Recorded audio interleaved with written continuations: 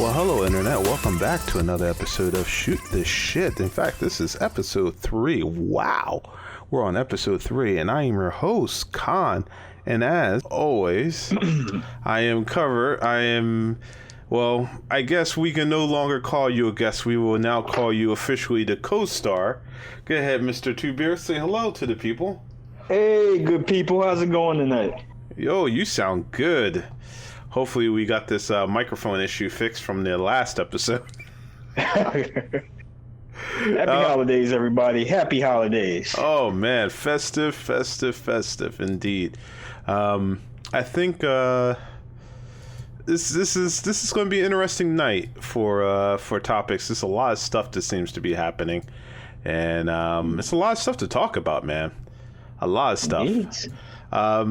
I didn't plan on talking about this, but I just heard about it. But evidently, Kim Kardashian is getting slammed with blackface. So recently, she just took did a photo shoot for, I guess, a magazine called 7 Hollywood. And yeah, the images, which I'll put up for the people who are watching on the YouTube. Yeah, she's darker. But when I look at these images, at least from my standpoint, I don't see blackface. I don't see it. I don't know. What's your feelings on it? Do you get blackface from these images on their Instagram? No. Okay. I can see when like certain people look at it just because of the like her skin's a bit darker in it. But the people who are Armenian do tend to look mixed. Yeah. But outside of that, like, I don't look at spray tans and tanning as blackface.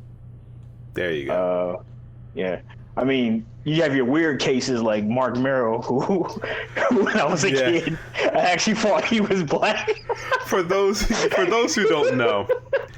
Mark Merrill was a wrestler back in WCW and WWE, and his gimmick was, he was a Caucasian man, but his gimmick was he was supposed to be like a little Richard, and he, as Two Beers alluded, he was very, very dark skinned from his spray tan, and I too thought he was black. Got cancer, man. I thought he was black man too, was like, he's pouring chocolate on this dude because it don't make no sense how dark he was. No, it doesn't. It did not. But yeah, that's definitely one of the weird cases. I think we can nip this one in the bud. I know that a lot of people are pushing and they're asking to boycott Kim Kardashian and this magazine, and there's other reasons you may want to boycott Kim Kardashian. But in this case, in terms of blackface, I don't believe she's. In this case, I don't believe it was so much as blackface. You know what? In fact, let me see. For the audience, we could put it up there for the audience. So let me open it up real quick, and let's move over real quick so that the audience in Twitch could actually see it. So let's swap it over. So yeah, so these are the images that we see for Kim Kardashian, and just for those who are listening too, also. You could come and join us in the conversation for Shoot the Shit. We tape it usually every Friday between 10 p.m. Eastern and 12 a.m. Come in, say hello, what's up, join in the conversation, have fun. But yeah, once again, I don't think so. I will say that these pictures are actually, a lot of these pictures are actually pretty good, though. I will give it to her on that, man. Yep. But yeah, I mean, I guess the biggest one is this one right here. I guess it's the closest you could say in terms of, I'm not sure if you can see the stream, in terms of looking like for blackface. I don't see it, man. I don't see it. Yeah, she comes off looking like Beyonce, and in certain shots she comes off looking like Whitney Houston. Yes. But I still don't feel that's, especially when you come to terms of what blackface actually is. I don't look at this as being blackface. Nah, not at all. I think this is something we can nip in the bud, and we could definitely get past it. But I don't think this is something that for normally that we need to go ahead and just start, saying let's boycott. I think that's a little bit of a reach in this case, And yes. Before you move on, I am extremely happy that our youth is so proactive these days, and they're not like letting anything slide. But I do start feeling that part that they're starting to creep over the deep end, where it's like some other fringe groups where they're quick to jump at everything and call it something. Yeah. They need to develop. Well, my personal opinion is they need to develop a gray area on certain things, or like actually just look at things within context. I'm glad you said that, because that allows this transition to be a little bit easier. No, I'm being serious, because I was going to get into the Xbox stuff, but in terms of what you're talking about with the young people, let's go into, speaking of young people, let's go into Weinstein, right? Let's go into this creep right now. So yeah. So I've given you the information. You've seen it. So for those who've been living under a rock, Harvey Weinstein, who's a big time movie mogul producer, owns the Weinstein Company with his brother. A few years ago, he got slammed into what will now be known as the Me Too movement, where it was stated that he would make women do all kinds of horrible things in order to get roles and parts. It recently just came out that there was an actress, I don't have her name, I guess we could look it up real quick, but in one of the roles, she was 16 when he started messing with her. And it's like, so the big thing that people really want to see is what's going to happen with this case, right? So recently they came to an agreement for a settlement of $25 million, right? So $25 million will be shared across all the other victims of his sexual misconducts. But the thing that's fucked up about this is this money is not coming from him. It's coming out of insurance. So he's not paying anything out of this. He doesn't have to admit to any wrongdoing. And I'm looking at this. I'm like, how is this a win? I'll let you go, but I don't see how this is a win.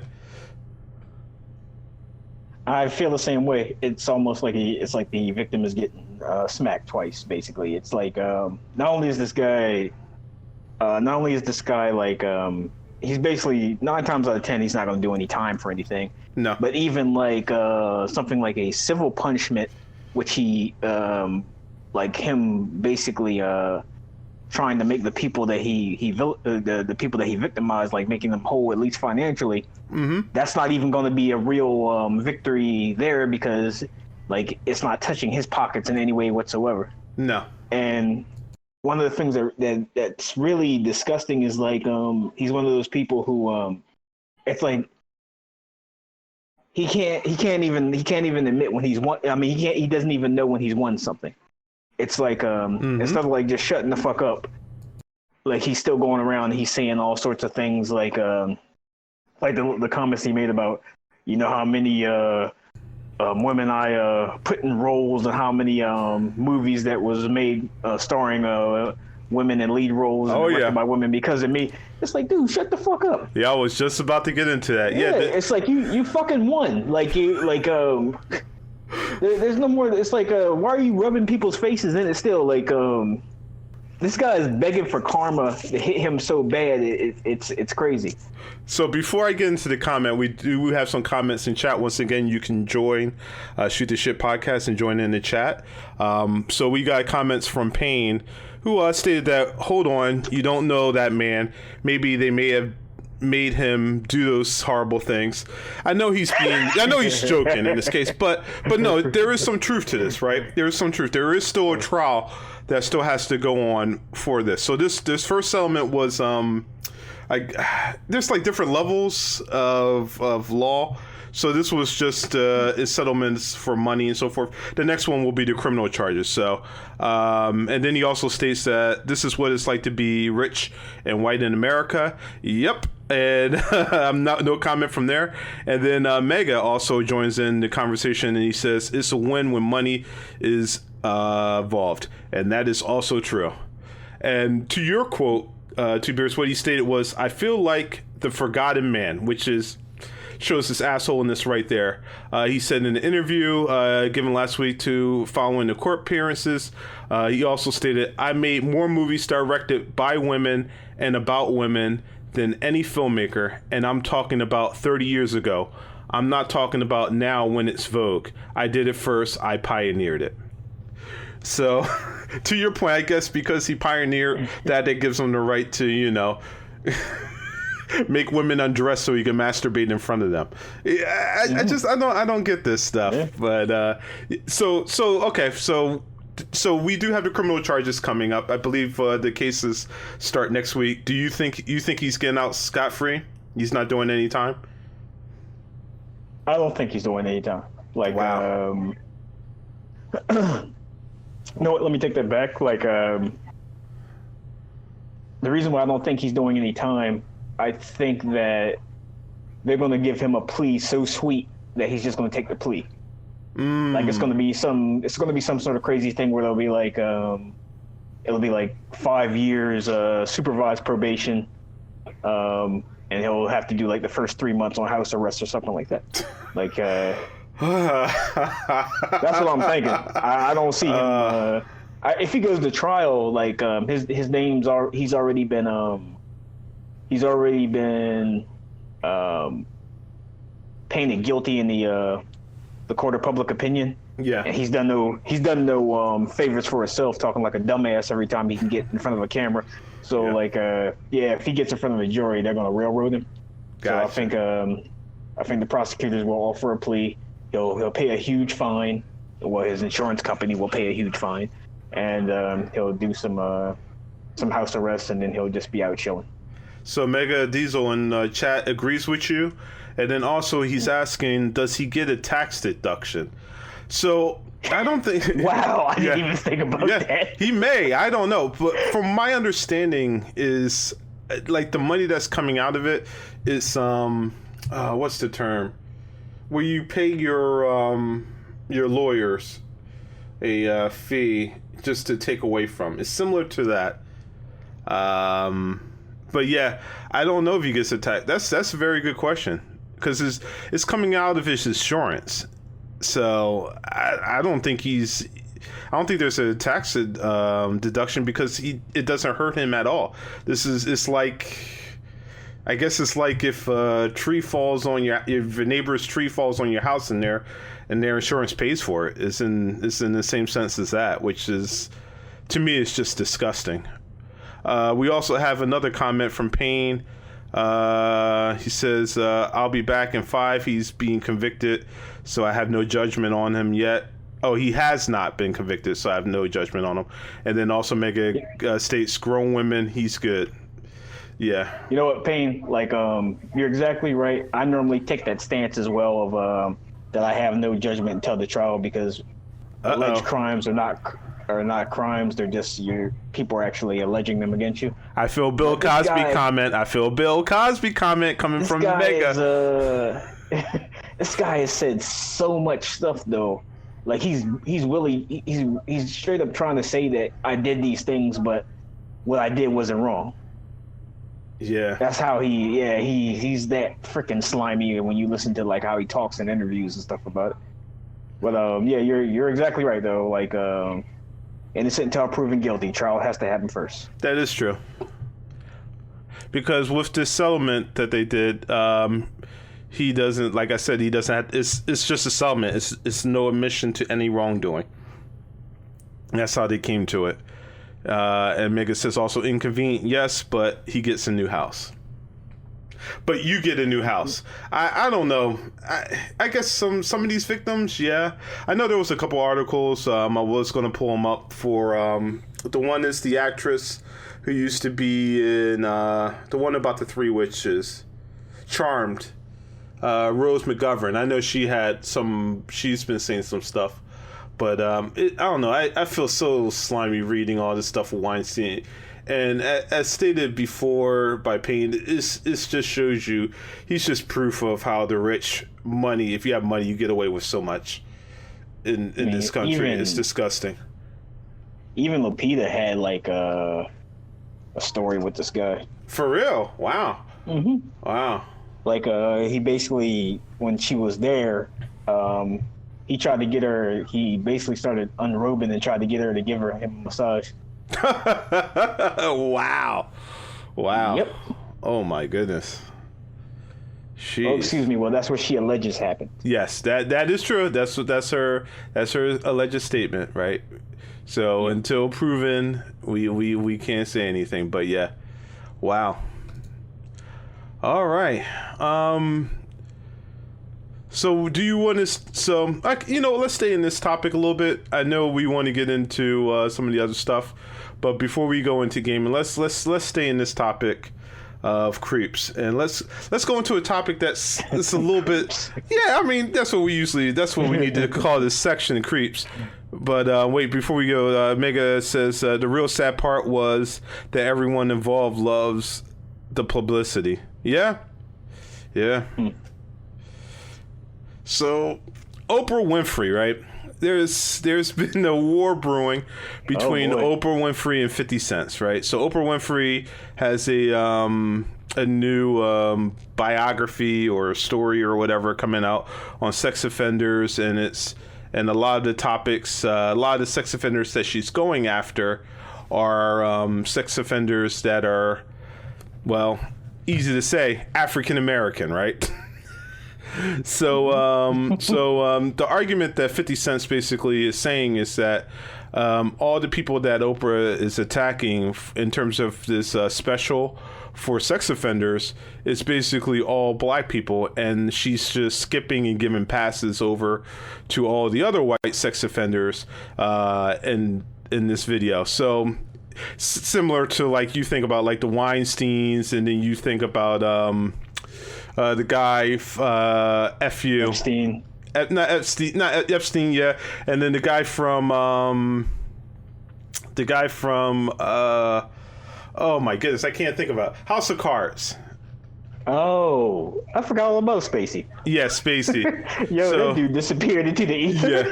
Yeah. So I'm going to show you. I want to post up real quickly on Instagram, 50 Cent's Instagram, real quick.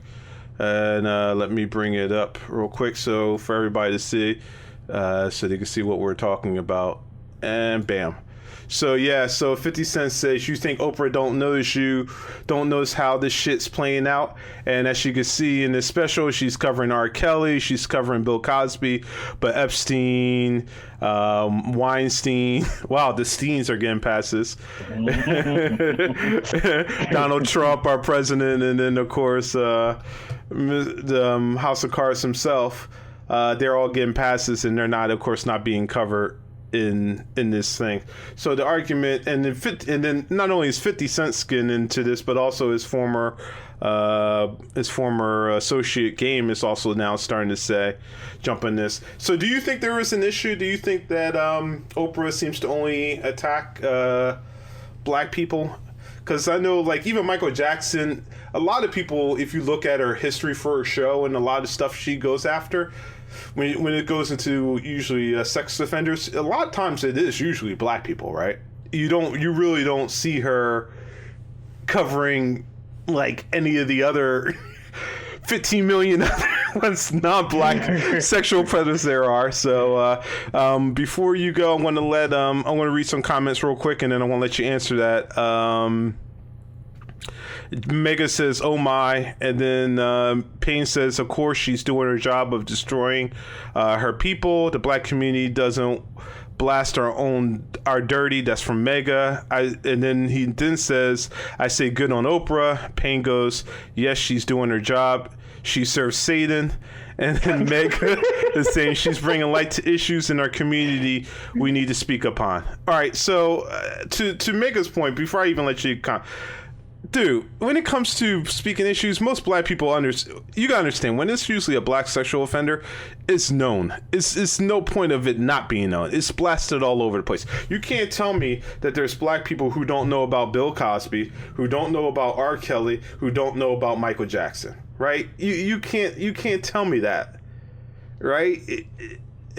So I'm just going to go ahead, Mick. Go ahead, Two Beards. Go ahead and get your comment in. I disagree with you on that one, Mega. I don't think it's for our community. But go ahead. The Oprah one's always been weird, and she's always had an issue with hip hop for a long time now. Yes. Like going all the way back to when she had like Ludacris and Common on the show when she was like trying to grill the hell out of him. Like even if you go back to some of Killer Mike's old lyrics, he basically used to come at Oprah very, very hard. And Lil Duval said something that I thought was pretty interesting, because he was basically saying that if you look back at her history, and like, because at the time when she was doing all this stuff, well, a lot of people were pissed off at her, saying like, why are you going to come on there and try to embarrass young people like that? But you have nothing but he's like basically saying like you had Martha Stewart on your show and forgave her, but you're all over black men just for lyrics. Yeah. And one of the ways I used to look at Oprah was like she's like that old aunt or that grandmom who's like who's disconnected from everybody else and just kind of like overjudges and like she feels that she feels like she's overprotective and trying to set you on the right path. That's how I used to feel when I was younger. Yeah. So like, but then like Lil Duval said something that I thought that was pretty interesting. He was basically bringing up about her past and how many times she's been like abused and put through all sorts of crazy stuff. But you remember like back in the days, like if something happened to you, it happened to Oprah as well. Yeah. Had people on the show. Yeah. Be like, I smoked crack, I smoked it too. Like it was just anything that happened, it also happened to Oprah. And it's just like he feels that personally, all that pain and stuff that happened to her, like that she's basically got it out for black men, for what black men have done to, or whichever men that she was with at the time did to her in the past. So he feels that she has a personal vendetta because it's like she doesn't attack black women the same way. That's where he feels all that's coming from. Very interesting, very interesting. So we're going to go in the chat real quick. Payne says she's one of the issues we need to speak on. If you look at it, her and her entire OWN, and if you take OWN backwards, it does say NWO, OWN being the Oprah Winfrey Network. But he says we're too scared to keep it real. I doubt that. He says she practically had Tom Cruise nut on her forehead. Jeez, oh my. And then he says, yet this man has divorced every wife he's had at about 33 years old, which is very true. Mega then comes in and says she is a philanthropist. She loves her people. Y'all won't talk about the school she built, which is a good point. And then Payne goes, don't nobody give a damn about her schools. And then Mega, which of course they having conversation, says, yeah, okay, Stedman is black. Stop it. And of course, Payne answers back, she probably saw on the shoulder. Weird. Mega says, smack my head. Yeah, Stedman has been kind of weird thing because we don't know what. It seems like Stedman's like a servant. I don't know.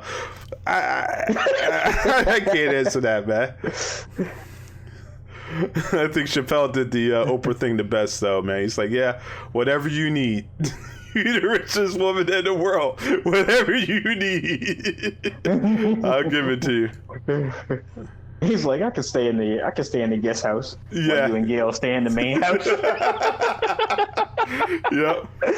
But yo, speaking of that whole Tom Cruise thing, that was one of like Killer Mike's lyrics. He was like, "You say I diss Oprah. I'm like, so what? I never get to jump up and down on the sofa." Talking about what she had. She had Tom on. Man. But I mean, Mega does bring up a good point, right? So Oprah does do a lot of stuff for the community, right? Mm-hmm. She does give back. She does do a lot of stuff, but like, I think there might be some truth to what you said. Maybe she had really, really bad experiences with black men, and she's jaded towards them, and for those specific reasons. So it's like I don't feel she attacks all black men, but I do feel that anytime she sees one that may, even if it's alleged, that may remind her of the things that she went through. Yeah, I think she goes on the war path after them. I think that's kind of her therapy. So it's like it's all speculation, of course, and for people who are tuning in, it's the name of the show was Know Nothing, Opinions on Everything. Correct. So you know, like, like fuck you, fight me. Yeah. So yeah, that's, yeah, that is correct. So Shoot the Shit is part of the KNOE network, KNOE, and that's to be stated. Is an acronym for Know Nothing, Opinion on Everything. So yes, that is the know. That's what we are. Yeah. So. So yeah, like I feel that Duvall might be directly on the money. Yeah. Because like before the because the whole reason that the 50 Cent thing came about is because the new Me Too documentary that she's doing is on Russell Simmons. Correct. And and Russell Simmons was so thrown off by it because he was like, Oprah, he's like, you interviewed me, I've been on your show. He's like, I helped you get through some of your problems by teaching you about meditation. So he was real thrown off that she would automatically do this because, like, to him, that's like, if you're throwing this, you automatically believe what this person is saying. You're not even giving me the benefit of the doubt. Yeah. So I feel that, so that makes me feel that as soon as she heard that the allegation was there, that may have triggered one of her past experiences. So, well, that's how I'm looking at it anyway. Well, there is one woman who states that Oprah is a meanie, and that is Monique. she is not a supporter of Oprah. Don't be mad at Monique, man. Don't be mad at Monique, man. Thoughts and prayers go to Monique, man. You do your thing, girl. You do your thing. She got a special on HBO or something. For those who didn't know, yeah. I wonder if she got that same. I wonder if she got more than what Netflix was offering her. I don't think so, but I know she's still suing Netflix, so. So yeah, shout out to Monique, and I'll let Payne and Megan have their conversation in chat. We'll move on to the. It's funny, dude. Those guys are funny. We'll move on to the next topic. So last week we did talk about the game show, right? I mean, not the video game show. We kind of glanced over it. We weren't really watching it. There was a lot of good trailers and stuff, but one of the things that was unveiled was that we got the unveiling of two systems. PlayStation 5, as we stated before, which was just a CG trailer, not traffic trailer for, what was it, Godfall? A game coming out from Gearbox. Gearbox, yeah, the people who do Borderlands, but it's not the Borderlands team. It seems like it's another team, but looks like it's going to be a Destiny style game, I'm guessing. Yeah, because it's a melee looter shooter. Yeah, well, okay, so Destiny shooter, but yeah, melee version instead of with guns. Melee looter shooter, so it's going to be very interesting. And that's how the PlayStation 5 was announced. And then the Xbox, by Phil, they showed a trailer. I believe it was Halo, and then afterwards they showed Hellblade. They showed the Monolith system. They introduced the Xbox, and it was the Xbox Series X. That's what came up, and to which everybody was scratching their heads, and they said, why would you dare call it this Xbox Series X? To which they clarified later on, saying, oh, that's not the name of the system, it's just called the Xbox. To which more people scratch their heads and go, huh? And the way they showed the system, it stands, it's like the size of, I'm just from looking at it, it looks like the modems that you get from like Comcast. It looks like one of those, but bigger. So it's almost like the desktops, like the Dell desktops that most companies have at their house. It's like half of that. It looks like that, and it's a rectangle, right? Mm-hmm. I'll let you go into it. I can't stand the design of it.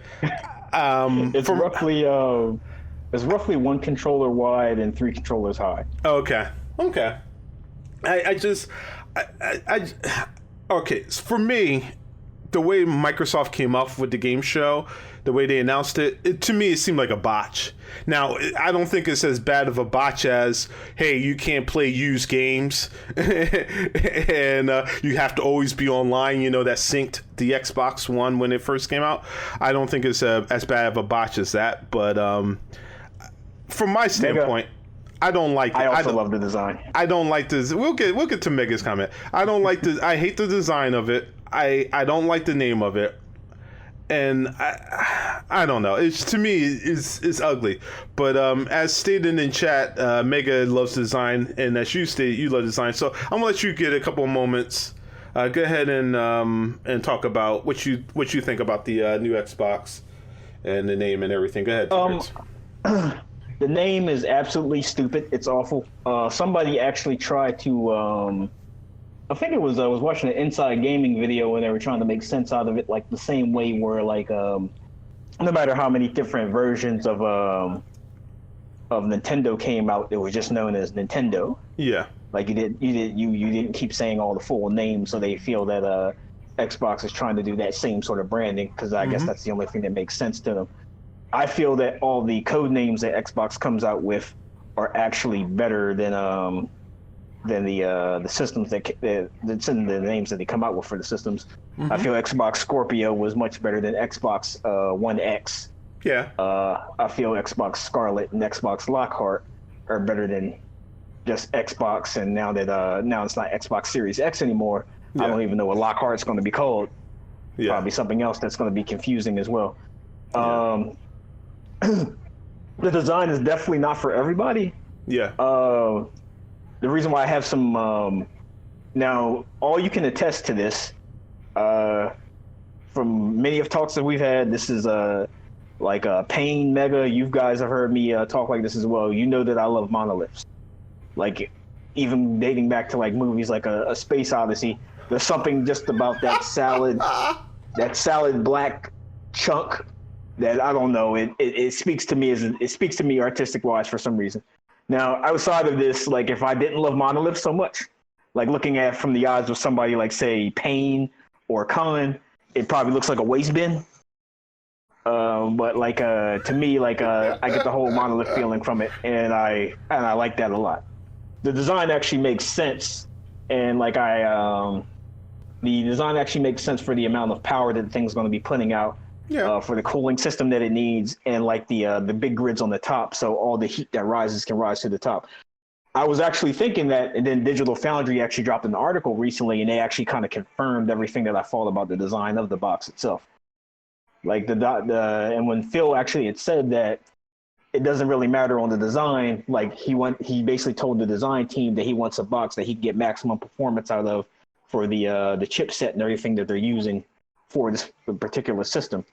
So it's like he didn't care about rivets or like any sort of special design cues or cuts inside of the or grooves inside of the box. He just wanted the best thing that'll handle the architecture on the inside. And like I also think that this will help them out in the price range.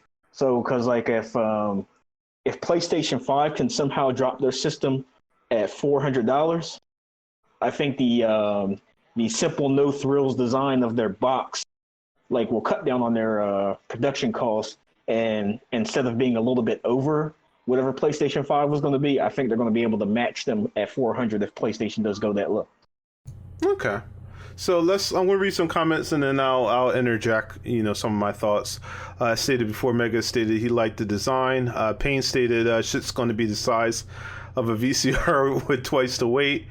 Mega was also bringing up that, yes, it is backwards compatible, which is something that needs to be talked about, which is the wonderful thing about Xbox. I think that was a brilliant play on Phil, and he started this project maybe about like 6 years ago to make sure that everything was backwards compatible.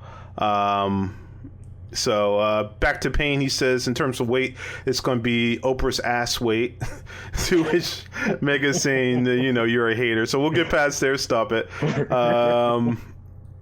And he goes, so Payne says it's designed like that to keep it from melting, which I was going to get into. He says it's going to warm the entire house. Just watch. To which Mega agreed, and he says, "Wait till you need assistance moving it from room to room. You better have a strong back." Hey, you don't need to move it to room to room. That's what the xCloud is for. Yeah. So back to it. So Payne was getting into what I was going to get to. So when design, right? So when they went to a little sleeker, better design from the X. So when the first Xbox came out, it was literally a giant box X with an X on it, right? It was literally an Xbox, right? Mm-hmm. And the big thing with it at the time was was the biggest problem with the Xbox was the hard drives, right? The hard drives would consistently fail. That was the biggest problem. Even now, I have 2 Xboxes, and I think the hard drive works on one of them, and the other one, which is a mod, I think like the hard drive's dying on it. But then we go to Xbox 360, which is Microsoft's probably most popular console, right? This is the most successful console, right? This is probably one of the only consoles that really outsold Sony and Nintendo at the time. Now, of course, at the end, I think Sony wound up catching up at the very end of it, but overall, it sold very well. And to what Payne was saying, that was the one that had a lot of heating issues. We would get the red ring of death, a lot of other stuff, and then they went with a more simplistic style similar to that of the PlayStation 2 with the Xbox One. That also had disc issues. So now we go now to the new design, which is the rectangle. So my problem is this, right? I hear what you're saying in terms. I'm not doubting anything that you're saying or Digital Foundry, because these guys do testing. I know that's their job. But I think the look of it is going to play a part in sales. Now, you may say no, it won't. But Americans are different. Welcome back, Payne. Americans are different, right? Xbox is an American system, and it goes back and forth as to what's popular. Most people, everybody's going to buy a Nintendo, right? Nintendo is basically is the pocketbook you match to whatever dress. But before you continue, we have to put out there Nintendo absolutely kills it all the time on design, except for the Wii and the N64, which were pretty ugly looking in my opinion. But outside of that, Nintendo always puts a hand down whenever it comes to game design. With console design. All right. No, you're right. But yeah, like Nintendo is the pocketbook, right? So everybody's going to always get a Nintendo, where the Xbox, PC, or the PlayStation is your dress, right? Or your suit, whatever you want, whichever way you want to look at it, right? So no matter what, everybody's going to get a Nintendo. That's just the way it is, right? So the question is, what's your main system going to be for gaming, right? Are you going to go cloud with Stadia? Are you going to go with PC and do Steam and, Epic? Are you going to go console and go with PlayStation or Xbox, right? The problem I have is this, right? It's split in America, right? America is probably Microsoft's biggest consumer, right, for their system. The problem is they got to win over Japan and Europe, right? Japan is. I know we have this argument. Japan, we keep saying is a lost cause. I think they could win over Japan. I honestly still think they could win over Japan. I know it's a lost cause, but I still think they could get some kind of a foothold in Japan. Because at one point, when the either the 360 or one of them came out, it actually had a good footprint. It was going pretty strong in Japan at first, and then it died down. But it did have a stronghold. Europe is going to be the hardest one to get because Europe is pro Sony, but they will switch over between systems. And I just, like, Japan's biggest issue, if you want to appease the Japanese, the biggest issue is room, right?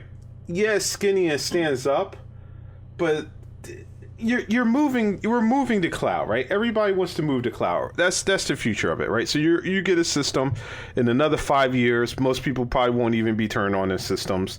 They'll start using cloud and other stuff, right? So why do you want this big ugly thing in your house? You will want if you want hardware. No, I'm being serious. If you want hardware, the objects to go smaller. That's why in all gaming in all systems, whenever at the end of life cycle of the game, what's the first thing they always do? They always bring out a smaller, more compact version of the system. Every console usually does it. Xbox just did it recently with the Xbox. They came out with the Xbox S, which is a smaller version of the X1. So it only makes sense to make that smaller, compact system that doesn't take up that much room, that could run your cloud services, that could basically administer cloud all throughout your house. You don't want a big, giant monolith. And that's why I'm just saying it's fine for them to come out with the monolith right now, but I don't think it's forward thinking. Well, the thing is, okay. No, go ahead. No, go ahead. All right, so first of all, I completely agree with you that the look of the system is going to turn a whole lot of people off. Yeah. But I do feel that the constant value that Phil has put into the system ever since he's became the head of the brand, I think when people will look at stuff overall, like Game Pass, when they look at the massive amount of great games that are going to be coming out from the 15 studios that are now under Microsoft's belt. We hope. And continue. Yeah, we definitely hope, because they've definitely poured money in the studios that giving them crap in the past. Crackdown. Like that's never been a good studio. Well, no, let me not say that. Yes, but, continue. So like we have things like for instance, we have Outer Worlds, which even though like Outer Worlds started off as a multi-platform game, it's already a hit. So it's like we already know that the second one is going to be an exclusive, and it already has a huge fan base. People love Outer Worlds Part 1.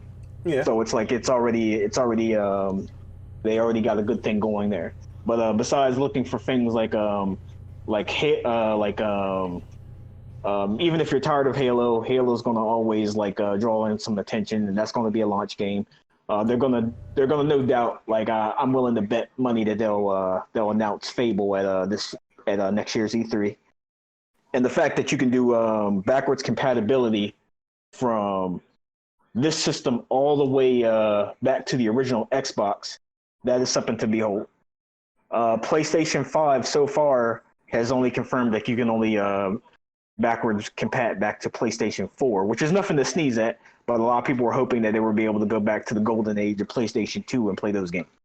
So basically, throwing that out there, I think all the value you get with Game Pass, which is phenomenal, and everything else, I think that, and if these 15 studios can really nail it home with a variety of engaging AAA games, I don't think it'll matter what the box looks like. Okay. Because how big is a Google Nest or a Google Nest or an Alexa? Very small. Very small. Okay. Yeah, they're minis. Yeah, they're very small. Because I'm trying to stack my It's smaller than a GameCube. It looks huge when you're looking at it in the picture, but it's like if you take your Xbox controller and you stack it 3 times on top of each other, that's not that big. Well, it was the same size as an Xbox. It's the same size as an Xbox One X, which is a pretty big machine. I'm looking at it right now, right? It's about the standard size of a console, a little bit bigger, right? And it's basically the size of 2 of those stacked together. Now, I don't know if it's as deep, but in terms of length, it looked like it was the same size. I think, Mega. Just like most of the console races, I think the system specs are going to be pretty similar. They're getting their chips done by the same people. The only thing that I think is different. Oh, I'm sorry. Go ahead. No, I was going to say, when you read comments, when you say reply to the comments, just read them out, because people who would listen to this won't be able to see it. Won't be able to see it. So good. Mega said compare Xbox and PS5. Yeah. I feel that the just like every other battle console wise, I think the chipsets are going to be very, very similar, mostly because they're both having their chips built by AMD, and they're both Ryzen cores from what I understand. The only thing I think that's going to be different is what type of SSD drive is used, how they distribute their RAM. They're both going to be powerhouse systems, but I think that's what it's going to come down to, how their architecture is actually set up. Okay. But as far as the teraflops go, that's another interesting question. I mean, another interesting, because Mega just brought up, he said teraflops, how many teraflops? From the articles that I was reading, the teraflops don't matter as much as they did with the previous systems, because the way that the new architecture is built, because it's way, way more advanced than the stuff that we have now, you can actually get more out of less teraflops. So if that makes any sense to anybody who's listening to this, we'll see, right? Oh, you still afraid of ducks in the tub, huh? Yeah, we'll see. The PS2, 100 ducks in the tub. Because I look at things like this, right? When you look at the possibility of the next systems, and I'm not trying to bring out PC Master Race, but when you look at it, you have to be honest with yourself, and you have to look at basically whatever the top games are running on whatever the top hardware is, right? because you're not going to go that much higher than that. So if you're not seeing it on PC, I don't know if you're going to see it so much on the console. You know, because the new hardware that comes out for the console is only going to be good for a year before it's already mainstream in PCs and they've already surpassed it. Here we come with another argument. So I mean that's just the way it is. But wait, let me read the comments. I want to let you get to it. So because we got a lot of comments, I wanted to go through it. So Payne says, if we're going with Stadia and Amazon, to hell with Facebook. If you could get a free Xbox, Fedbook, I know, I see it. If you can get a free Xbox Series server, I'll take it. That thing's going to beam space aliens down right into your living room. The Xbox Dimension X. So yeah, so Megan wanted to talk about hardware. You answered that question. Payne said it was all about the size of the hand. I guess he's commenting to your question about the Alexa. And then Payne finally says straight floppy dicks and titty flops. to Mega's teraflops, homie, teraflops. So we do know it's the Xbox right now is rumored to be at about 12 teraflops. But go ahead. What were you going to say? I'm sorry. I was just going to say that I personally feel that we are at the age of console. Well, a lot of this isn't going to matter when streaming actually takes full hold. But I feel as far as console power goes, we're at the same age where back in the day where the consoles could never match up to the arcade, and then they were good enough to match up with the arcade. And the reason I say that is I'm not saying that the PC will not always be able to overpower a console no matter how powerful a console gets. I'm putting this on, as I've argued with you guys before, I'm putting on the limitations of what the human body can do. Gotcha. And what I mean by that is that the human eye can only see to a certain resolution. Mm-hmm. It can only see to a certain amount of frames per second. So after a while, it'll get to a point where it doesn't matter if a console or a PC can push like 8K or 16K, because the human eye won't even be able to see it. Yeah. So it's like after one point, the only thing that a PC will be able to do higher than a console will maybe be like more advanced calculations for AI or support bigger worlds or things of that nature. Well, yeah. But other than that, it's not going to really be. You're no longer going to be able to say that we get the better graphics on the PC, because at that point it's not going to really matter. You're not even going to be able to see it with your human eye. I think I understand what you're saying. It's not so much as graphics as performance, right? That's typically usually the one thing, the edge that PC has is performance, right? So like just take Dead by Daylight, right? Dead by Daylight is not a graphically intensive game, right? It's not. But the performance of it runs better on PC because there's a lot more hardware there to suck up the horrible coding that sucks up so much resources, right? And where console you can modulate, you can change it, where PC you can and you can't, right? You're going to have some people who are going to have better performance than consoles, some people who are going to have worse, and some people are going to be at the same, right? Based on their setups and their builds. So the PC, I think, is always going to be the one thing that PC always offers is just better performance. That's all it is. It's not so much as I think we're at a point now in terms of graphics where, yes, like you said, is to a point that you really don't see that much of a difference. Well, some people do. Some people have eye. Who knows? But you're not going to see that much of a huge difference, right? So maybe the field of view might be slightly better on the PC than the Xbox, but it's not going to be enough to be like, oh God, this is so horrible. You know, we're past that point. We're past that point. But yeah, so back to one thing you were saying about the Halo system. I just wanted to interject this one little fact. So you were like, Halo is still big, right? Halo came out on Steam, and 90 out of all the people who had counts where you could see their stuff, they had a peak of 93,000 people playing it. Halo Master Chief Collection, right? So 93,000 people playing basically games that are decades old, right? So currently that that peak has fallen down, of course. And right now they average about 28,000 players, which is actually pretty good. Like, a lot of people are like, oh, that sucks. 28,000 is a lot of people, dude.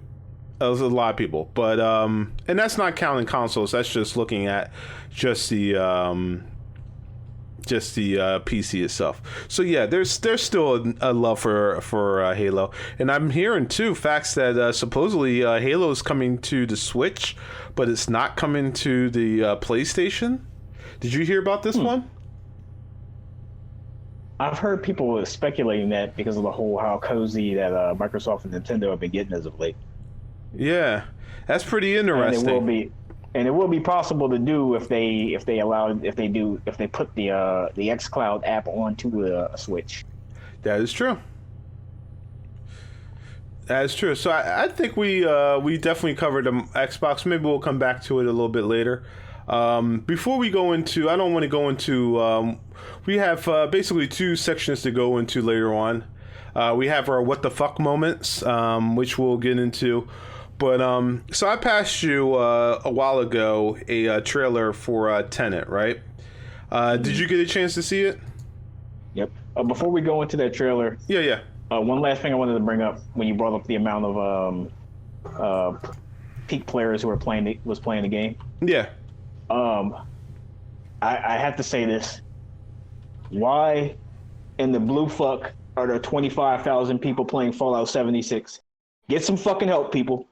Like that game, like stop playing that game. Why are there people still playing Fallout 76? I don't know. I can't. Please. I can't. It's a toxic relationship. Cut yourself loose. Get some help. All right. That's, as far as Tenet goes, it looks. I'm going to put it on. I'm going to put it on for okay, cool. For the people who may have not seen it in chat. So we're going to play it real quick. The trailer for Tenet. So if you haven't seen it, I'm going to put it on right now. So let me swap over. All right. Let's switch back over. That was Tenet. So go ahead, man. So yeah, tell me what's your opinion on the trailer of Tenet? I think it's very interesting. I was actually talking to Payne, and I said the same thing that I said to you that I guess this is another one of those like type of Inception movies, and I don't mean Inception as in the same vein, but like just him dealing with things that are a little bit outside of the box. I don't know if they're actually playing with time, or if the guy's actually dead or a specter or something like that. Mm-hmm. But I can't wait to see what they do with it. Okay. So we got some comments. Let me see what we had. I'd rather they make transportation faster. I would like to. Okay, that was West Coast couple hours. Okay, so that was going back to the technology.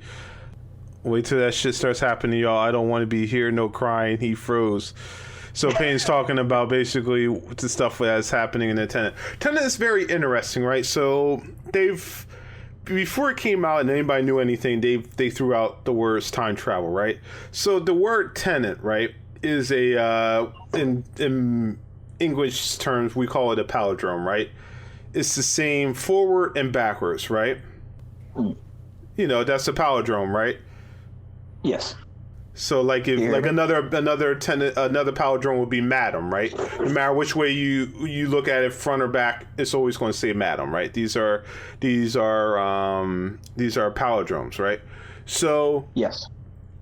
It's interesting that Tenet's a palindrome, but the way it's when you look at it, it's reverse, right? So you have it 110, and then it's backwards upside down for the other 10, right? That gives you Tenet. So I'm wondering if that has something to do with it, right? Almost like a mirror world, right? Like you look at stuff and it's a reflection of possibilities. Things that you could go with it. So that's what I'm wondering. So you see 10, but on the flip side, like a mirror is flipped upside down, and then it's a reflection of it. So yeah. So I'm very curious. I'm very curious. That's a very good point. That also would explain why the card looks so weird when it's flipping. Yeah. So you see you see the car flip, and then it reverse flips back again. That's what you saw in the trailer. Mm-hmm. So yeah, it was very interesting. So Megan wanted to know where we were going with it. I hope you understood. Payne says time travel is real, just not how your mind would perceive it to be. So to Payne and time travel, and I've had these conversations with Two Beards, and we've had these conversations many a times, right, on time travel. Mm-hmm. And for those who've never listened to it, I'll give you a real quick information study on time travel, right? So time travel is, yes, as Payne says, time travel, theoretically, when you look at it, time travel is real, right? If you look at it from the theoretic standpoint. But I believe, yes, time travel is real, but you have to understand it from dimensional beings and so forth, right? So we are and I keep going into this, we are a three-dimensional being, right? And it sounds crazy, but it is. That's what we are, right? We're three dimensions, right? X, Y, Z, right? So we have height, we have length, and we have depth. That's the three coordinates, three planes that gives us to make us three-dimensional beings, right? You have one-dimensional, two-dimensional. One-dimensional may be just length. Two-dimensional may be length and height, and then three is length, height, and depth, right? So the fourth-dimensional being is the one that basically perceives all time at once, right? So I know this is some crazy stuff, and I wasn't planning on going into it, but it is when you think about it, it's kind of weird. But think about it like this, right? You exist, but you exist all throughout your time, all at once, right? So you can go anywhere in your time stream from beginning to end. That's a fourth dimensional being. So they got observe their death, the point at the end of their time stream when they die, the beginning when they're born, and anywhere in between, right? So then you start going into fifth dimensional beings, and then fifth dimensional beings are ones that are able to shift between different parallel universes. But then we get sixth dimensional beings, which are able to shift between parallel universes and shift between different time frames. So think about it like this, right? Everything that's happened to me, if I'm a fourth dimensional being, I can only exist in that one static timeline, beginning to end, right? But if I'm a sixth dimensional being, as you go into parallel universes where basically you might have went right instead of left, a sixth dimensional being can literally go through each of those different paths, and it basically exists through all those different paths, right? So it seems confusing, but there's truth to it, right? To 10th dimensional. So at least from a scientific standpoint, well, all right, I'll say I believe there's truth. So here's the problem with truth and problems, right? If you're a three-dimensional being, right, you cannot perceive the fourth dimension because it's just beyond you. You can't perceive the fourth dimension because you're not a fourth dimensional being. So from that standpoint, it's impossible to prove there's a fourth dimension because you can't perceive it, period. I mean, so it's like, how do you prove something that you can't perceive that's beyond your mindset, right? But that's a different conversation. We could go into this stuff later. I love this stuff. I think it's very fascinating. And to Payne's point, yes, to Payne's point of time travel, being able to travel between and out of times is very interesting, right? So the idea, there's multiple ideas for time travels. So there's the idea that when you time travel, you can change reality or you can't, right? So if you believe what's happening, when you're changing, you're not really changing reality. You're just shifting to another parallel universe where that decision was made instead of the decision that you made beforehand, right? So it's like, it's crazy, man. So to Mega's point of time not being real, that's a false lie, right? I often argue this thing before, because I used to argue with somebody that we used to say time is not real. It's a man-made contraption, right? It's a measurement. And I'm like, I hear what you're saying, but it is true. Time in a sense is a man-made measurement that we use, but time is real. That's just the degradation of a person. The elapse and degradation from beginning to end happens. It's just that we call it time. That's our word for it. That's our association for it. So time is this, right? A proven example is this, right? I have an animal, a dog, right? And he understands exactly when I'm supposed to be home, right? And it's the same thing with my wife, right? My wife used to go to work. She would come home at 6 o'clock, literally. And I lie to you not. He would chill. He would do whatever he want. 5:45 on the dot, he would go downstairs and sit by the door. 5:45 on the dot. And if it came to 6:30 and she wasn't there, he would come up to me and he would start whining to me, basically saying, where's mommy at? So to say that there's no perception of time is incorrect, because even animals can sense perception of time. So time exists, but it's just a measurement. What we use is a measurement, but there is time. It's just that it may not be called time. I don't know if you want to say it's a spiritual thing. There isn't a lapse, from now to however you want to go. So, no, it's not coincidence. It's a trained behavior based on a specific time, and you can't. And this training behavior, it changes based on different things. So if she starts coming home at a certain different time, then he'll change it. So for a dog to be able to understand at a specific time or when a person's supposed to be there, you can't tell me that it's not something that's not observed by beings outside of humans. Yeah. So Payne wants to say spiritually you can manipulate time. That's a possibility. I don't know of the essence of a spirit or what a spirit's capabilities are. So yes, there's a possibility to that. Anything you want to add to this, Two Beers, before we... Nah, I'm good. I piss at 3 a.m. Well, that might be the witch's hour if it's 3:33. There's a lot of reasons as to why you might be waking or why you had to go piss at 3:33 a.m. But yeah, that's usually the witch's hour. So where you want to go into next? So we covered a lot of stuff right now, and we got about 20 minutes to go through a lot of this other stuff. I kind of try to keep this stuff, within hour 30, for us. You want to go into these what the fuck moments real quick? Let's see. Either that or State of Wrestling. Either or. All right, let's do wrestling real quick. Let's do wrestling, and then we'll end with the what the fuck moments. All right, so yeah, wrestling. And I agree with Payne. If he says he pissed at 3 a.m. and then he took a piss at 10 a.m., I agree with Payne. Yeah, Mega, you should go get that checked out. Yeah, sounds like you got an infection. Yes. So, so wrestling, right? There's wrestling now is at a point where there's multiple shows, right? And it's very rare we ever talk about wrestling. The reason why we rarely ever talked about wrestling is because, frankly, even though I could say I was honest to God, grew up wrestling fan, I can't stand wrestling now. I just can't, WWE is just a cesspool of garbage, it doesn't change. It's ideas from so long ago that aren't even modernized or changed. It's the dumbest, it's the same recycled storylines, the same wrestlers fighting the same wrestlers. I just can't. I swore off WWE when Roman Reigns came back as number 30 in whatever Royal Rumble that was to win it, and I was done, right? So then we have TNA, which is TNA even still going?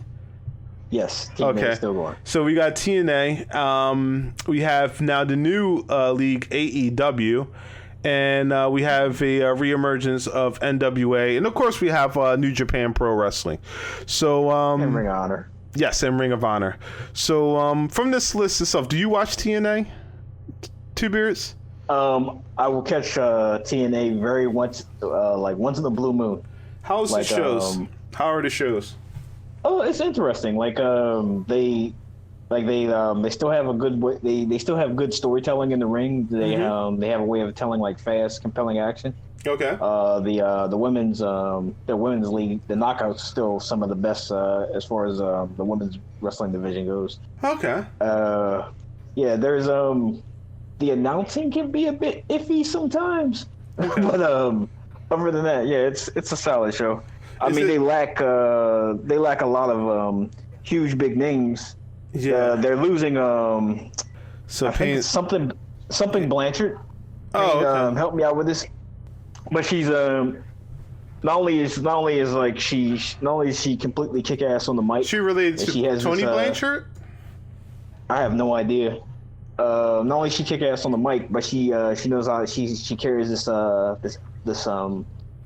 She carries this vibe around her. Tessa Blanchard. Tessa Blanchard. Okay, thank you. Yeah. So like and they even to the point where like they made it possible that she may actually she was actually going to challenge the TNA heavyweight champ at the time in the males division for the belt.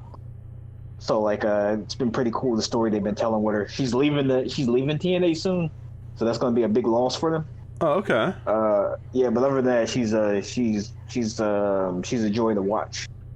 Who owns TNA or Impact Wrestling as it's called now? Yes. WWE, I have the same problems that you have with it. As some wrestlers have said, the biggest problem with WWE is that you're wrestling for an audience of one. Oh, real quick. Yeah, she is. She's the granddaughter of Joe Blanchard and daughter of Tully Blanchard. Ah, cool. Stepdaughter of Magnum TA. She's freaking awesome, man. Good. So yeah, the wrestling for one. Go ahead. Yep, you're wrestling for an audience of one. Unless you don't die on me. Put forward. You already put forward like it's the same storylines over and over again. You'll always have the Rey Mysterio underdog story. So whenever there's a short wrestler, they always make them do rerun that exact same story. The Hogan program that was successful with John Cena. They tried to run poor Reigns through that, and like basically like kind of like he's been in mid-car hell for a long time now because he just can't get the poor guy over. And but none of the fans want to see that though. Like they want to see more Austins and Punks and stuff like that. But like it seems that whoever is running creative, they have that vision. I don't want to blame everything on Vince all the time because, like, I don't know. No, it's Vince's fault. It's Vince's fault. Continue. So it's like they have that sort of vision of what they see as the face of the company that they want to mold and they want to continue trying to push that thing. Like, even, like, it's real easy for the fans to turn on the faces. Because, like, for instance, look at Seth Rollins. When Seth Rollins was, when he first came, after he turned on the Shield and he was a heel for a while, he was red hot. And then it was like when they turned him a face for the first part of his him being a face, he was red hot. But then if you noticed, like he started getting into those scripted promos, and it's always the same thing. You come out before the matches start, and you give props to the guy that you just wrestled. Like I know this is gonna be tough, but I'm tougher. And then it's like I do this for the fans. It's like always the same exact thing over and over again. Like wash, rinse, repeat. Like people want to hear, like even if you're a face, they want to hear people coming out saying how they're gonna the kick the other person's ass. So they want to have personality to it. They want to see how you're gonna what you're gonna do to get over on this person, not give props to the person that you're warring with.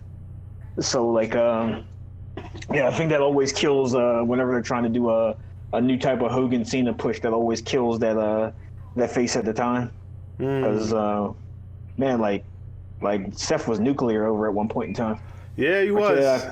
Yeah, and then there's other things like not only just killing your morale, the fans feel that too. Like they got to go through this whole Kofi Mania thing. As soon as you put the belt on Kofi, you started treating him like a mid-carder. You weren't putting him in any serious challenges with anybody. You weren't putting him in any serious storylines. He had one with Kevin Owens. Yeah, just that was like at the beginning of it before everything started fading off. So it's like he's not really wrestling anybody even that he wouldn't have already wrestled as a mid-carder. And then you squashed the man in under a minute to Brock Lesnar just so you can set up an angle of Vasquez coming out and setting up a match that was terrible for Crown Jewel. Mm-hmm. It's like you could at least gave him a fighting chance, made him look like it was even possible that he may actually overcome. And it's like that within itself is like one of the main reasons like why you're bleeding fans like constantly, because it's the same old bullshit. Like people are tired of seeing Brock with the belt, who barely is even there.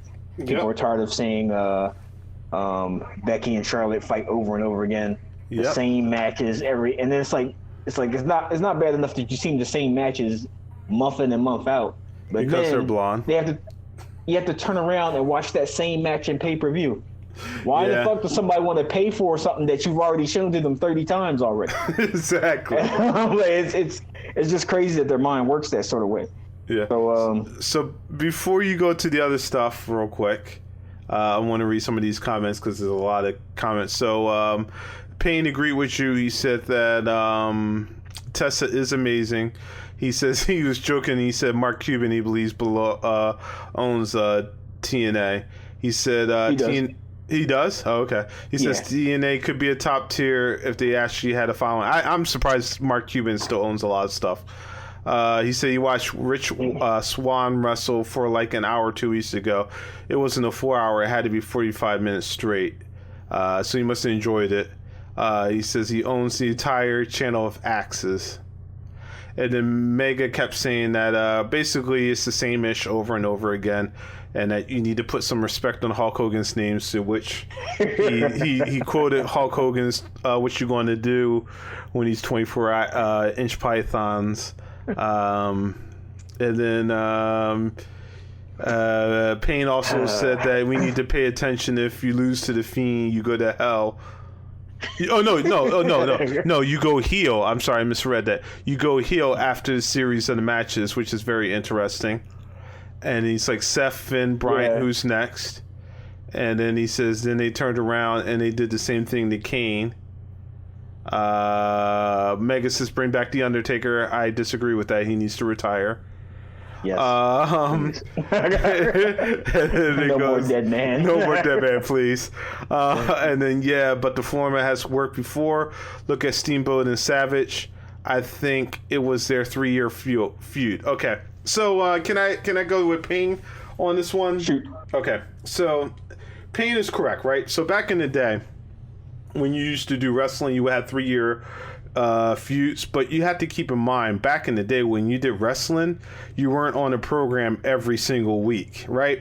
So and you gotta understand, there wasn't as many pay-per-views back then too. So when you looked at wrestling back then, right, if you remember, and I said this to Two Beers many times because I said that we need to go to this route. Wrestlers never wrestled wrestlers unless it was a special thing like Saturday main event or a pay-per-view. Otherwise, you would have a wrestler come down, they would beat up Joe Blow, whoever the jabroni, jobber was, and that's usually who they do, and then they would have a pay-per-view. Now, yes, I think maybe you would have like maybe one major match, usually like an exhibition match, but it's totally different now. Now it's like everybody wrestles each other. They'll wrestle, like you'll see Randy Orton versus AJ Styles, right? He'll wrestle on SmackDown, and then next week they'll be on Raw, and they'll be a tag team fighting somebody else on Raw, and then they'll be back on SmackDown wrestling each other again, and you'll get this for like 8 weeks in 2 pay-per-views. And it's like, come the hell on, man. It's like you said to me, it's the same thing over again, right? I think WWE. So here's the problem with WWE, right? You can't really do jobbers, right? It doesn't work in WWE, right? That era is gone, right? For WWE, we'll go into the other wrestling federations a little bit later, but for WWE, that era is gone, right? So I think what you have to do with WWE is you have to first shorten the shows, right? You gotta get rid of these 3-hour shows. I think shows should at least be an hour, and at the most 2. And I think 2 is too much. I think an hour should be good. And I think every week you should feature different wrestlers, and it should be done differently, right? So maybe for 2 months you have basically a King of the Ring style tournament. They come in, they do promos, they move up, they go in, they fight each other, they do this, they do that, and then you set up to maybe a championship match, or you set up to maybe a feud, right? So maybe you don't go against, maybe you want to fight AJ Styles, but in order to fight AJ Styles, you got to prove it. AJ may interfere. You may want to fight him, but you got to change something different, right? You got to change it up. You can't just, you can't, as you stated before, you can't give a person the same wrestling match 5 times and expect for them to pay for it, right? You have to have build up to it, and then you have to sell it at the pay-per-views. That's the whole point, or else people aren't going to buy it. And I think that's the number one issue that WWE's missing outside of its writing, right? Its writing, I think you nailed it. The writing of one. I saw an interview with CM Punk, and CM Punk said it, I think, best, which was, you have a writing staff that writes everybody's lines, right? So you have one voice. Everybody sounds the same. There's no originality, right? There's no personality because everybody sounds and speaks exactly the same, right? It was different. Like when you looked at The Rock and you looked at Stone Cold Steve Austin, right? Even now, with both of them being bald, they speak, they talk, they sound different, right? And which is totally different than Triple H, right? They all sound different. Can you really tell me outside of accents the difference between AJ Styles and Daniel Bryan? If I gave you a sheet of their promos side by side, could you literally tell me who was who? I don't think you could. I don't think you could because there's no personality. Nothing from them shines through it. So they definitely need to. They definitely heel need to AJ Styles and heel AJ Styles and heel Daniel Bryan. Yes. Face Daniel Bryan and face AJ Styles. No. No. Okay. I'll give you that. But yeah, so yeah, that's what I was saying. Vince is stuck in his Payne says Vince is stuck in his kayfabe era. Yes, he is. People used to fully believe wrestling was real back then. Yep. Then they would stalk their wrestlers and dudes would go deep into character and they lost to such. Yep. You would do smack the dude. Is that real? How did that feel? Is that real? Did that hurt? Is it real now? That was so good. That was so good. That's always my favorite. That's always my favorite clip, man. When the plane crashed and the guy basically he's standing there with broken ribs and shit, cutting the promo. He can't let anybody see that he's hurt. Yo, that was fucking crazy, man. To wrap up the other two. Yeah, let's go into the other two real quick. So you're going to have to cover AEW because I haven't watched AEW yet. Mm-hmm. That whole age will never be back. I know it won't. So Payne says the age won't ever be back, and I agree with him. It won't. What do you think about AEW? I enjoy AEW a lot, but you can tell that they're green. Yeah. As far as TV goes, like there's a lot of missed spots. There's some botches that really scare you when you watch it, and they really take a lot of risk and bumps that I'm not a fan of. Okay. I feel that they tell very, very good stories in the ring, though. Okay. And one of my, I kind of feel that what's missing from WWE, AEW has, and the polish that WWE has, AEW needs that. I really love AEW's promos, but I do feel that they need more of them. As much as I love the amount of wrestling that they put in that they pack within their shows. The bubbly. Yeah. I feel that that they need to. I'm going to put it down right here. Like if anybody hasn't watched NWA, which shows on YouTube, they go completely old school wrestling.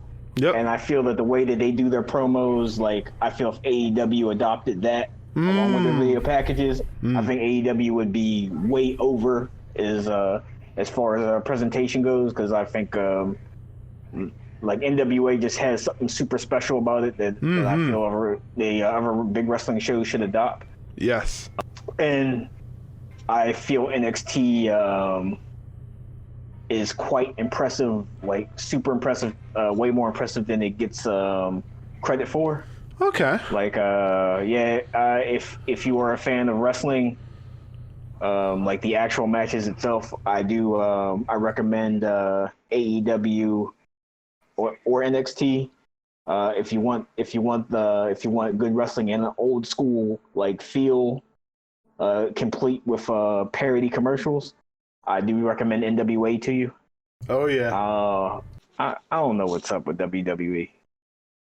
I get scared every time that I hear that another person from NXT is called up to the main roster because I know they're going to get destroyed.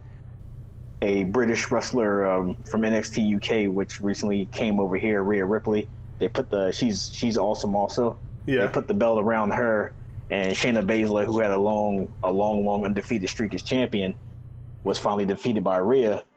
And so that means basically that Shayna's going to get called up to the main roster. A lot of people think she's going to make her debut at Royal Rumble, and the rumors are that she is reserved so that if Ronda doesn't make it back in time for Royal Rumble, then Shayna, that's one of Ronda's horsemen, will be the one who will win the Rumble to go on to face Lynch at WrestleMania.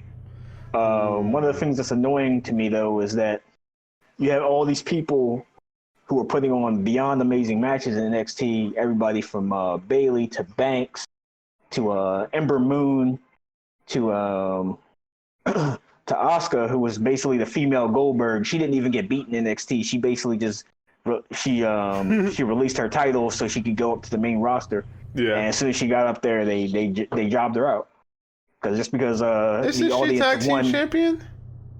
Yeah, she's tag team champion now, Okay. but it's like if you've seen some of the stuff, like you don't watch it, and you don't, and there's a good reason why you don't watch it. I normally keep up with it through YouTube and Twitter. But it's like some of the losses that she's taken, and like and how they had her go mid card, and some of the people like one of the things that pissed a lot of people off is like when she made her debut onto the main roster, they basically had her struggling with Carmella, and Carmella is somebody that she would have demolished in no time flat back in NXT. Gotcha. So like so a lot of people were upset. Like the same thing with Shinsuke Nakamura. Shinsuke Nakamura was so over in NXT, he didn't even have to speak and do long promos. Like as soon as his music hits, the whole crowd singing it, like that whole electricity and energy's in the air. And now he's a mid-card comedy act. Same thing with Robert Roode. I speak no English. Yeah, it's terrible, man. I'm like, why can't? It's like I just don't understand. It's like and then people try to make excuses like, well, what works in NXT just doesn't work on the main roster. It's like, no, you're just not trying to make it work. All right, let's get off of WWE for a second, so I can at least say a little bit about TNA. And to Payne's comments, he stated that she is fine. I guess that was Baszler he was talking about. He says Charlotte tried to kill her teammate. And he goes, oh, you understand, I guess, to the whole, I speak no English, which is what they made Shinsuke say. So, TNA is probably the only, excuse me, not TNA, NWA is probably the only wrestling I watched, and I think you were the one who introduced me. Oh, not Baszler. Okay. He said, hell no. So, she's fine. Okay. So I think you were the one who passed me, and I'm like, NWA, why are you passing me this? And I'm watching it, and I'm like, wow, this really seems like old school NWA. This is interesting. Yeah, I was trying to get Mega to watch it because I think he would love it also. Yeah, so we're watching it, and I'm like, wow, this is cool. The thing I like the most about NWA is, and it's not the best product, right? So it has its flaws, trust me, it does. But the thing I think the best thing about NWA is that it's so much different than what we have currently right now, in terms of TV, in terms of wrestling. So when you you watch NWA itself, it has the feel of the old school NWA, wrestling basically, So it's got the old look, feel, and everything. And what you said about the way they cut promos, it's just like the old NWA back when you used to have Ric Flair come down with the belt and the Four Horsemen, and you have the announcer there. It's the same stand, same thing. Hey, Ric Flair. And then you get done talking your trash, and then you will walk over and jump into the ring and wrestle your match. I think that presentation and everything they do to capture that is perfect right now. I love how the matches are very short. They come in, you do jobbers, you sell storylines, you're very quick, you don't hang on stuff. It does everything very quickly. I think the number one problem I would give to it is that some of the wrestling is very old school in terms of wrestling, so you don't see a lot of the flash that you would see now currently out of new wrestling. Like, so people might get thrown off from that standpoint. But in terms of the characters, the personalities, the presentation, it's one of a kind, and I love it. And I definitely enjoy NWA for what it is, and the corny, cheesy, self-made commercials with the fake wrestlers and everything. It's very well done. It's very well done. Agree. And we're not going to talk about WWE. They need to do a lot. For to be number one wrestling promotion, they are very horrible. It said, remember when it used to be on PBS after school? NWA, yep.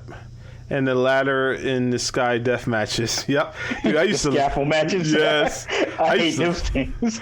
I used to love NWA, man. I mean, and this is so many wrestlers that are big now. Because WWE, people don't understand. Like, WWE was a pay-per-view thing, right? People don't seem to understand. They don't know because they're not from that era, right? So back in the day, you wouldn't see WWE unless you were paying $60 for the wrestling, pay-per-views, right?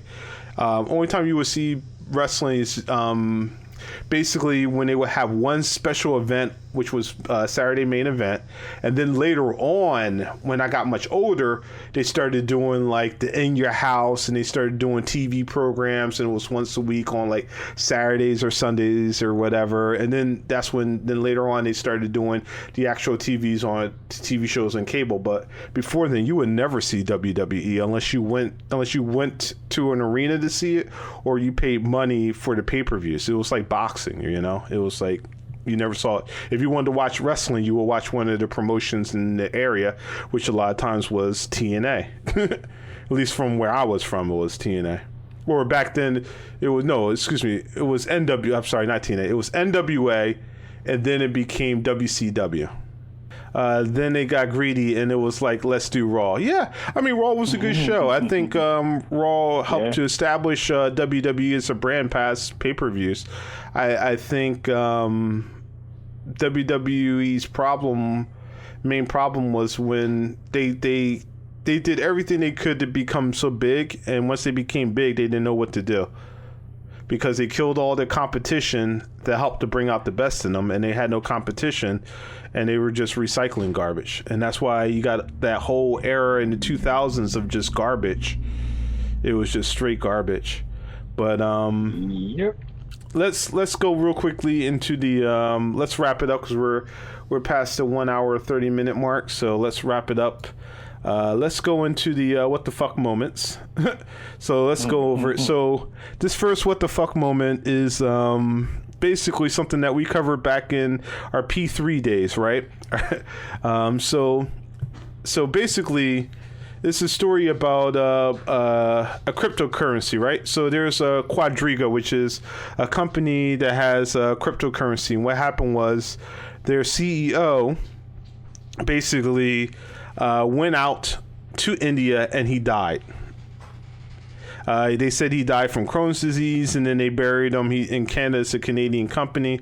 But the problem was that the digital currency held by the company was stored in offline accounts, and the only person who had the password to these, what they call cold wallets, was the CEO. So the CEO died.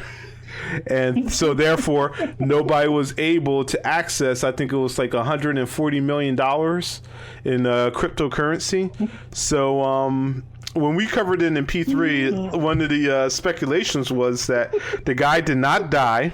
Yeah, exactly. As Payne says, he took the cash with him, that the guy did not die, and that he basically ran with the cash, right? So that was the last story that we went through when we covered it in P3. So now it seems like the people went to the company to get the money. The company doesn't know how they're going to pay this money, so now they went to court, and they're trying to get Canada to exhume the body so they can run tests on it, validate that it is his actual body, and see if he's actually officially dead. But yeah, it's $145 million basically in frozen accounts that no one can access but the CEO who died. So yeah, it's pretty interesting. Did you want to add anything to this one before we move over to the next one? No. No. Okay. Yeah. So the second what the fuck moment is that the USDA, yes, United States Department of Agriculture, lists Wakanda, yes, Wakanda from Marvel Studios, Wakanda, as a free trade agreement partner. Yes, so it came up in there on the USDA site. You could go to Wakanda as a free trade partner, and you could trade with Wakanda. Of course, this was found out by somebody who told the USDA that Wakanda is not an actual country, and that is a fictional country in a TV show and in a comic book. So they remove Wakanda. So Wakanda is no longer a free trade agreement partner under the USDA. Any comments on this too, Virus? They tried to play it off and said they were just testing something. Yeah. It's like, yeah, whatever. Yo, get y'all mans. Red hats. get y'all dude. Him and his administration, dumb as a bag of bricks.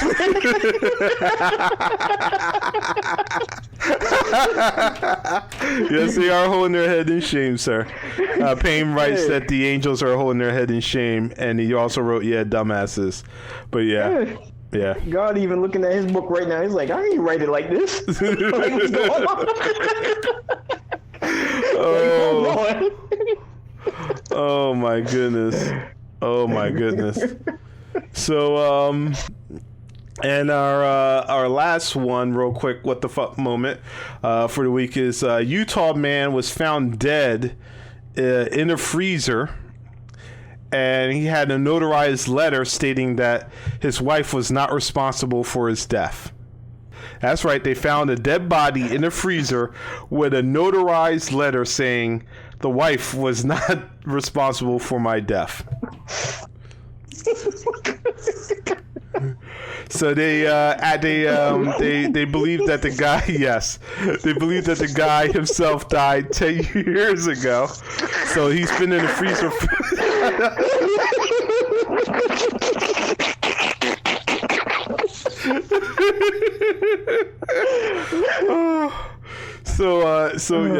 So there might be some truth to this because the guy did have a terminal disease. They said that looking at the body, he probably died about 10 years ago. But the problem that they have is that he was getting veterans checks, and they were coming well after his death if he died 10 years ago and was in the freezer for 10 years. So it's about $180,000 worth of checks that somebody's been cashing. So so they're trying to figure it out. But it's pretty funny that he had a letter stating that his wife was not responsible for his death. So respect a man's wishes, as Payne says. Yep. So anything on that, Two Beards? If you ever, I know everybody in here has seen the ID channel before. Yeah. Like, there's this show called Deadly Women. Oh yeah. And like, oh yeah. It was one episode where me and my wife were watching, and they actually did this thing where they had the guy. They actually one of the episodes they actually had this woman. Basically, she was poisoning her husband with antifreeze. And like, and then when like the heat started closing in, then she tried to blame her own daughter for doing it, even writing a fake note saying that her daughter making like her daughter wrote the note admitting to the crime. I think I remember this one. Stupid about it. She never says antifreeze, right? She always said antifree. And like this dummy in her little note that she wrote as her daughter's confession, she even wrote it there. I'm sorry, I didn't mean to try to kill Paul with the antifree. And the cops was like, everybody knows you're the only one who says it like that. Oh, man. Oh my god. Oh, my goodness. Well, Payne talking about you're next. Yes. So Payne says you're next. And then, yeah. He says he said, respect the man who's trying to take care of his wife, sitting right there helping her, playing it all out. And he says also, women are evil or so evil, remember that. He says, I remember that. Yes. But yeah, that's crazy. Boy. That's crazy. Yeah. So, I know, all right, real quick, we gotta talk about it. So Trump officially impeached. Do you think he's going to be the first president to ever be impeached and then reelected? I think so. It's a huge possibility. Like, if and you know I always complain about this all the time. Yep. But if the country was not held hostage by the Electoral College, so in essence, if we were not held hostage by the Rust Belt, and it was actually a real democracy with a real popular vote, then no. Yeah. He wouldn't have even gotten in the first place. He's pushing the Southern strategy hard. Yeah. The Rust Belt loves the Southern strategy, and like a lot of them are poor people as well. So they're all They're all speaking from a point of pain and disappointment in their lives. Like just like everybody else, they're stuck in the whole. No matter who you elect, nothing changes. We get the status quo. There's too many corrupt people. There's too much lobbying. Yeah. But it's like but he just basically did the classic. Hey, it's the black and brown people. They're the ones who are responsible for why your lives are such shit. Like they're in, you know, they buy a hook, line, and sinker. The hook, line, well, yeah. So it's like so as long as we have the Electoral College, yes, he has a great chance of actually getting reelected. If Pelosi actually plays her cards right, and she keeps holding off on sending the impeachment articles up to the Senate, there is a big possibility that come after, if he does get reelected, if coming afterwards, if we can flip the Senate blue, then we can get him out that way. Yeah. So that is a possibility. But other than that, yeah, I think right now it's divided down the middle, half and half, that he has a huge chance of he has a 50-50 chance of getting reelected. If Biden gets the nomination, then I do believe Trump will win. If Warren gets the nomination, there's a chance that Warren could actually win it. I do believe Bernie's the best option for actually beating him. Bernie and Yang, I believe, are the best two options for actually beating Trump in the election, because both of them speak to people in the Rust Belt as well. Gotcha. Before we start heading out, New Year's resolutions. Any New Year's and actually, you know what? Give me all your social stuff where people can find you, and then we'll end out on the New Year's resolutions. You can find me on Instagram at Bitsaki. You can find me on Twitter at Scorpio Report. As I resurface to get my all my other accounts in order and get my portfolio and stuff like that back up online, I'll give those out later. Okay. But for right now, you can look at my art on, you can look at my Instagram art via Bitsaki, and you can just find me most of the time just retweeting things and barely talking on Twitter at Scorpio Report. Okay. For me, folks, if you're seeing this live, you already know you can find me on YouTube. You already know, just hit that subscribe button and that bell to stay notified. But if you didn't, if you're listening to us from Wooshka, Spotify, and very soon, once it becomes active, iTunes. Yes, we are now on iTunes. I will be sending out the information via Twitter. But yes, you can find me on YouTube and on Twitter. On Twitch under ARNGM. That's ARNGM. And then you can also find me on Twitter under ARN Games. That's ARNGAMES. You can find me. And then, of course, if you're on the YouTube link, we'll be posting in the video all of our stuff. And, sir, some real quick, New Year's resolutions. We won't have a show. We won't have a show next week. We probably won't be back until after the New Year. So probably, I think the 3rd it is of January will probably be our first show back. But until then, what's your New Year's resolution, sir? To continue on the path I've already been traveling, just to become a better person, and to actually get all my affairs in order. Like, I believe that not only myself, but I believe there's a lot of people around me in my inner circle who all have a wealth of talent, and we've always used these sort of skills that we have to help a lot of other people, but we never really elevated ourselves. So I'm finally going to pull the trigger, get my shit together, so to speak. And I'm very, very optimistic about. I'm already feeling optimistic and great now. So I feel very optimistic about what's to come next year. No matter who gets in the office, no matter what type of crazy shit we're looking at going forward, I just feel that some good times is ahead for me and people around me personally. Cool. So New Year's resolution.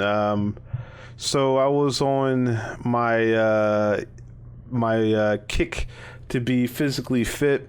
I was working very well, but as stated before, unfortunately, family members get sick. You lose family members, depression ensues, all that good, wonderful stuff, and it takes you away. So my goal was to get back to where I was before last year. I want to be physically fit. That's just a big thing for me. And then also, lastly, I want to be a better person, right? I always challenge everybody listening to be a better person, to try to be a better person, to your fellow man.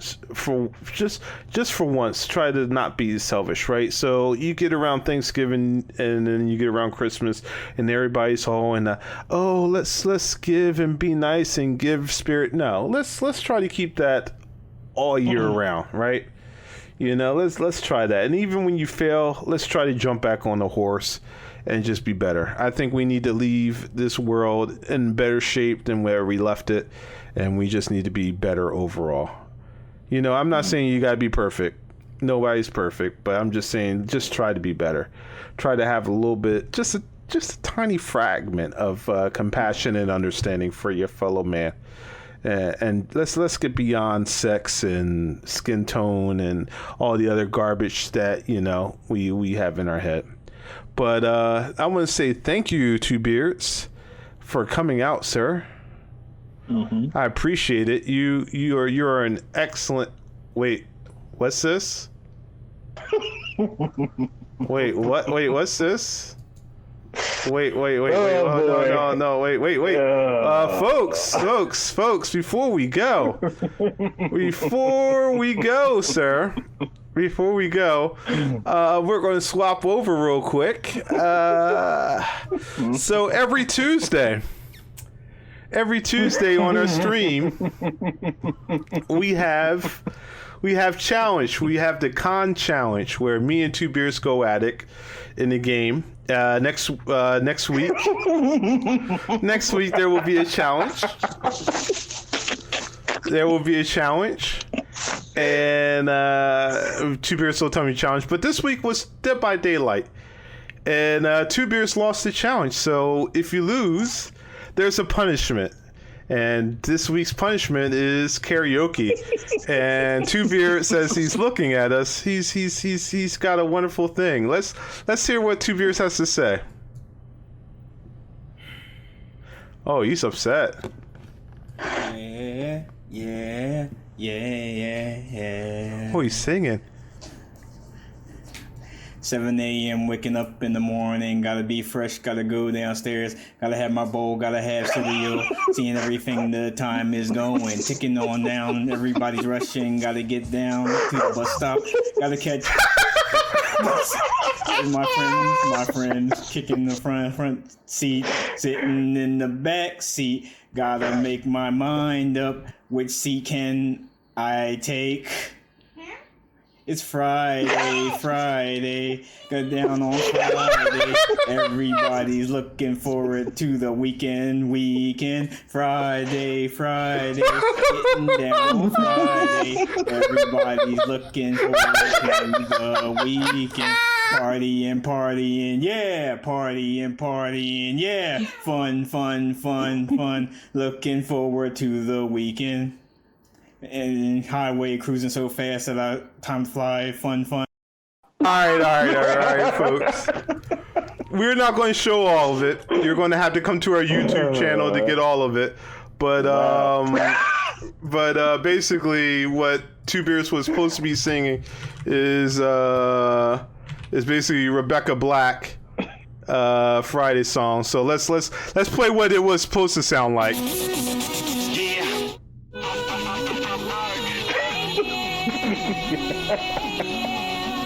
I feel you, Payne. I don't think I should take on any challenges anymore either. This is what Two Beers was supposed to be singing. Listen. 7 a.m. waking up in the morning, gotta be fresh, gotta go downstairs, gotta have my bowl, gotta have cereal, seeing everything, the time is going, ticking on and on, everybody's rushing. All right, so let's listen to that again. Wow. Yeah.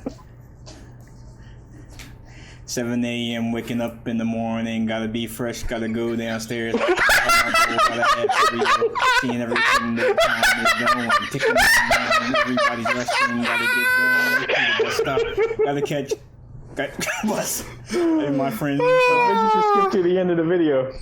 So at the end, he wanted to deliver a special message to me. Looking forward to the weekend. Fuck you, Con. So we will continue. We will continue, folks. The whole video side by side with full music. I'll add the sound, and then we'll have the full music with him singing. With it, we'll have it on our YouTube as part of our punishment. Did you decide on the next game, sir? So the next game will be right after. So Tuesday is Christmas Eve. I don't know if we want to be streaming on that. It's up to you. But maybe we do it after the holidays. Up to you. But have you decided on the next game, sir? I have not decided on the next game yet. Okay, so you let me know. I'll have it very soon. Okay, so you'll let me know what the next game and what the challenge is, and then we'll go at it. The next challenge, I think the punishment is mayo. So the loser is going to have to eat. It's going to have to on camera eat 3 to 5, whatever he decides before the challenge. 3 to 5 spoonfuls of mayo. Yeah, it's not going to be fun. I can't stand mayo, and I don't know if do you like mayo, Two Beards? No, I do not. Okay, so yeah, it's gonna be nasty. So yeah, I'm not gonna want to lose that at all. So so thank you everybody for coming out. As always, this concludes STS. Please, hope you all have a good holiday. Try to stay safe. Enjoy the new year. Oh my. You okay back there, sir? Yeah. Okay. Do you want to tell the people Happy New Year and all that good stuff before we close Happy out? New Year's, everybody. You have a great holiday. Whatever holiday that you practice, and you have a great New Year. Indeed. Peace out, everybody.